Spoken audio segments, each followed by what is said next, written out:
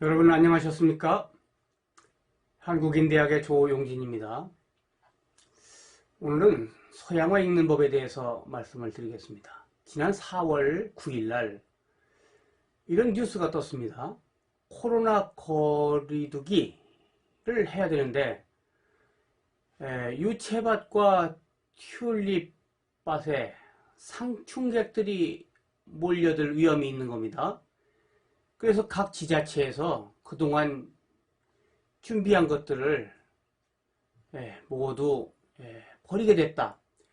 유채밭은 유채밭을 다 갈아 없애버렸고, 튤립밭은 튤립꽃 하나하나 그 목을 다 꺾어서 버리는 이런 장면을 보았습니다. 이런 일로 인해서 충청남도만 하더라도 경제 손실이 1,100억 원에 이르른다. 그런 소식이었습니다. 자, 4월이 되면 튤립이 아주 만개하고 그 튤립을 감상하는 이런 일이 우리나라에도 있는데, 유럽에서는 네덜란드에서 이런 일이 특히 성행했습니다. 특히 이 튤립은 네덜란드 사람들이 1600년대 아주 좋아해서 이 구근을 가지고 선물 투기까지 했습니다. 꽃이 피기 전에 남이 사갈까봐 미리 구근을 사두고 이렇게 하는 거죠. 또 구근 생산 때 미리 이제 사두는 거죠. 그래서 선물 투자를 지나서 선물 투기까지 갔고, 결국은 이게 큰 이제 투기꾼들이 몰려서 사회 문제가 돼서 결국은 나중에 정부가 손해본 사람들에게 10%씩 뭐 보상을 해주고 이런 일까지 있어서 세계에서야 아주 유명한 일입니다. 이꽃이 바로 특히 인기 끌었던 샘페르 아우구스투스라는 품종입니다.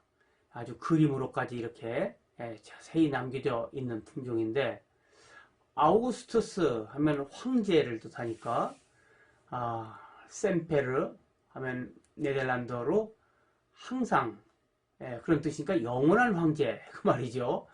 꽃이 얼마나 아름다운지 이 꽃의 임금, 꽃의 황제로서의 지위를 영원히 누릴 것이다. 이런 아주 극찬의 이름이라고 할 수 있죠. 동양에서는 목단꽃, 모란이죠. 모란꽃이 꽃 중의 왕, 화중지 왕이라고 해서 그렇게 크게 완상을 했는데, 네덜란드에서는 뜻밖의 모란꽃보다 훨씬 작은 꽃인 이런 튤립을 좋아했습니다. 이 튤립 중에서도 사실은 이렇게 줄무늬가 간 튤립은 바이러스에 감염된 거였습니다. 그런데 그때는 그런 사실을 모르고 이것이 아주 집 한 채 값에 나가는, 구근 한 뿌리가 집 한 채 값이 되는 그런 가격까지 갔었습니다. 튤립이 그렇게 인기가 있으니까 이렇게 타일 같은 데도 튤립을 연속 무늬를 새겨서 넣는 이런 일까지 있었죠. 자, 제가 첫 시간은 보여드렸던 정물화이죠. 근데 이 그림이 이치에 맞지 않는다, 이런 말씀 드렸죠. 왜 꽃꽂이를 꽂았는데 바람이 잘 통하는 창가에다가 꽂았을까? 그런 걸 몰랐을 리가 없는데 이치에 맞지 않는 이런 일을 왜 그렸을까? 이런 장면을 왜 연출을 시켰을까? 의아한 일이죠. 또 튤립은 4월에 피고, 튤립은 여기 4월에 피는 꽃이고, 여기 붓꽃은 아이리스 붓꽃은 5월에 피는 꽃입니다. 장미나 카네이션이나 여기 그려져 있는 꽃들이 다 시기가 조금씩 다른데 피는 시기가 달라서 이렇게 동시에 한데 피어 있을 수 없습니다. 근데 그런 걸 잘 알만한 화가가 왜 이렇게 같이 모아놓고 그랬을까? 더욱이 여기 보면 애벌레가 기어가고 있는데, 아니 실제 애벌레가 있다고 해도 애벌레까지 뭐하러 그립니까? 이 징그러운 애벌레를 그린 이유는 무엇인가? 또 뭐 이 그림에 소라 껍데기 없어도 되는데 이렇게 껍데기를 일부러 그린 것은 무엇이며, 사실 다 꽂혀 있어야 되는데 왜 이 꽃만 꺾여서 빠져나와 있는지, 이런 것도 그냥 멋있게 하기 위해서 이렇게 했다, 뭐 변화를 주기 위해서 이렇게 했다라고 생각되기에는 좀 아쉬운 점이 있습니다. 왜 그러냐면 이런 그림이 1600년대부터 약 250년간이나 지속됐기 때문입니다. 만약에 이 그림에 대해서 불만을 가진 사람이 있거나 만족치 못하다면 이런 그림 종류가 250년간 인기를 끌었을 리가 없습니다. 그러니까 사람들이 다 인정을 했다는 말이죠. 인정을 할 만한 그런 자격과 또는 사정이 있었을 것 같습니다. 자, 이런 그림을 우리는 정물화라고 부르죠. 정물화를 한자로는 고요할 정자의 물건이라는 뜻이죠. 움직이지 않고 조용히 있는 물건을 그린 그림이다. 이렇게 해석하기 쉽죠. 영어에서도 스틸이란 말은 정지에 있단 말이고 life는 생물이란 말이니까 뭐 정지된 생물 이렇게 말해도 돼서 아마 그렇게 이해할 수 있습니다. 그래서 정물화의 뜻이 뭡니까? 이렇게 물어본다면 아마 여러분들 중에는 움직이지 않고 가만히 있는 물건을 그린 그림? 그랬다가 제 강의를 들어보신 분들이면 아니 그린이 아니고 그리는 아닐까? 그리는 그림 한 형식이니까 이렇게 생각하시는 분들이 있을 겁니다. 그래서 사전을 찾아보면 사전에는 과일, 꽃, 화병 따위에 스스로 움직이지 못하는 물체들을 놓고 어디다 놓죠? 어디다 놓는다는 말이 없네요. 사실은 식탁에 놓은 건데 그런 말은 없습니다. 그리고서 그린 그림이라고 했군요. 그린 그림이라는 말은 맞지 않습니다. 그리는 그림, 한 형식이기 때문에 이런 그림을 여럿이서 250년 동안 형식적으로 그렸기 때문에 또 뒤에 인상파 이후 서양화의 한 분야로 정착되었다. 사실은 인상파라는 건 150년 전에 생긴 건데 그 이전에 이미 250년 동안 이런 그림이 유행하고 있었습니다. 그러니까 이 설명도 사실은 맞는 게 아닙니다. 그럼 아주 틀리지는 않았을 겁니다. 뭔가 표현을 적절하게 못했기 때문에 이렇게 한 것이지 아주 모르고 이렇게 했을 리는 없죠. 자, 그래서 조금 더 보완을 한다면 탁자에 놓여있는 꽃과 물건을 그리는 그림? 이렇게 하면 맞을까요? 제 생각에는 이 세 답이 모두 틀립니다. 저라면 이런 답을 내리겠습니다. 인생무상의 의미를 일깨우는 그림 형식. 저는 이렇게 정의하겠습니다. 왜 그렇게 정의하는지에 대해서 오늘 설명을 드리려고 합니다. 자, 창가의 꽃병은 곧 시들어버릴 아름다움이죠. 꺾어놓은 꽃은 더 금방 시들어버릴 아름다움이죠. 또 이렇게 꽃병에 꽂힌 꺾어놓은 꽃은 열매를 맺지 못하는 꽃입니다. 열매를 맺지 못할 꽃. 이 말이죠. 여기 벌레를 그린 것은 그전에는 교리상 벌레 같은 인생 이런 말이 있었습니다. 현세의 인간은 벌레와 같고 번데기와 같은 무덤 속의 생활을 지나서 나비와 같이 화려하게 부활한다. 이런 생각을 가지고 있었기 때문에 이 벌레는 단지 이파리에 붙어있는 벌레가 아니라 현생의 인간 생활을 상징합니다. 그러니까 이런 데 있는 빈 껍데기도 속이 없는 껍데기뿐인 무엇, 이것을 나타냈다고 볼 수 있죠.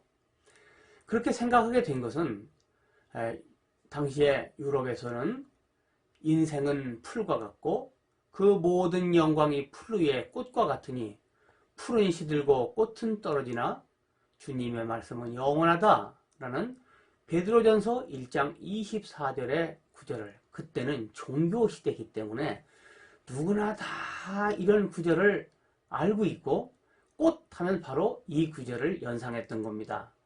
그래서 이 그림, 그런 뜻을 그림으로 나타낸 거기 때문에 이런 그림은 라틴어로 바니타스, 우리말로 바꾸면 무상도라는 그림입니다. 이 상이란 말은 언제나 이런 뜻이니까 지금 말로 바꾸면 영원이란 뜻입니다. 무는 없다, 아니다 이런 뜻이니까 영원하지 않다 이 말이죠. 도는 그림은 그림인데 설명하는 그림을 도라고 합니다. 그래서 인생 무상에 대해서 설명하는 그림. 누구나 다 이렇게 몇백 년 동안 그랬으니까 그림 형식 이렇게 말해야 맞는 말인 거죠. 자, 이런 그림이 아주 250년 동안 유행했기 때문에 아주 곳곳에 많습니다. 그래서 여기 오렌지가 있고 벌레가 역시 예외 없이 있군요. 여기 껍데기가 있는 고등소라가 있고 나비가 있어요. 이건 건 아마 번데기 대신 그려졌을 가능성도 있습니다. 꺾어놓은 튤립이 있고 꺾어놓은 카네이션이 있고 징그러운 벌레들이 있고 포도의 이파리가 좀 생생하면 더 보기 좋을 텐데 시든 잎으로 했군요. 아마 뭔가 의미를 주려고 했던 것 같습니다. 나비가 여기도 있고 여기도 있고 여기쯤에도 나비가 있는 것 같아요. 그리고 여기 튤립꽃이 역시 예외 없이 있죠. 이 뒤에는 붓꽃이 가려져 있네요. 붓꽃은 성모 마리아를 상징합니다. 성모 마리아를 가려놓은 그리고 앞에 서 있는 이런 화려한 고가의 꽃, 튤립 이렇게 그려놓은 것. 근데 더욱이 이 그림을 보면 여기 벌레, 고등 이런 것들이 탁자를 조금 앞까지 그리면 될 텐데 아주 곧 굴러 떨어질 것까지 아주 위태위태하게 그렸습니다. 그것도 화가가 그림 솜씨가 모자라서 이렇게 한 게 아니라 오히려 그림 솜씨가 충분히 남는데도 이렇게 그렸을 것 같아요. 이런 위태로운 장면을 많은 그림에서 이렇게 공통적으로 나타내는 걸 보면 공통의 목적이 있었을 것 같습니다. 그런데 150년 전부터 이런 그림을 그리는 사람들이 나타났습니다. 이런 그림은 이란 뭐냐? 꽃을 아름답게 그리는 것이 목적이 아니고 꽃이나 화병이나 이런 것을 그리지만 이걸 통해서 그림을 그리는 겁니다.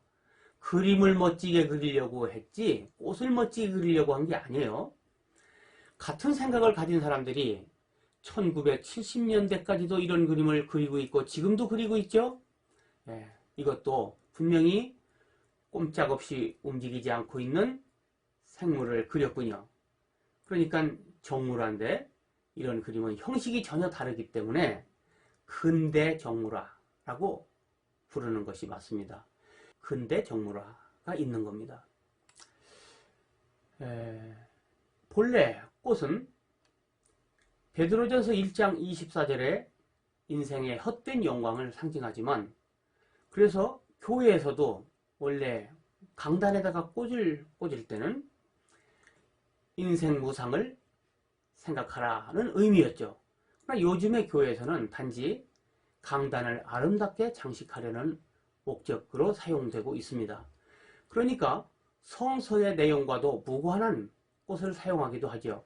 예를 들어서 여기 있는 이런 꽃은 극락조라는 이름이 붙은 마치 새 모양으로 생겼기 때문에 그리고 아름답기 때문에 이렇게 불교적인 이름을 붙였는데도 사실 불교와는 상관이 없죠. 그러나 이름을 그렇게 붙인 건데 그런 것도 개의치 않고 교회 강단을 장식하는 것으로 했습니다. 왜냐하면 단지 아름답게 하려는 목적이 더 강했기 때문이죠. 이런 건 나쁜 거냐 잘못된 거냐 그렇게 생각할 필요는 없습니다. 모든 것은 변화하고 변화는 발전의 원동력입니다. 변화가 있어야만 발전도 있게 되는 겁니다. 그런데 이왕이면 문화적으로 볼 때는 알고 하는 변화, 우리가 알고 만드는 변화 이런 것이 더 바람직하지 않나 이런 생각은 할 필요가 있는 거죠. 오늘은 한국인대학 11개 과목 중에 서양화 읽는 법을 말씀드렸습니다. 다음 시간에도 서양화 읽는 법 한 꼭지를 더 말씀드리겠습니다. 여러분 경청해 주셔서 감사합니다.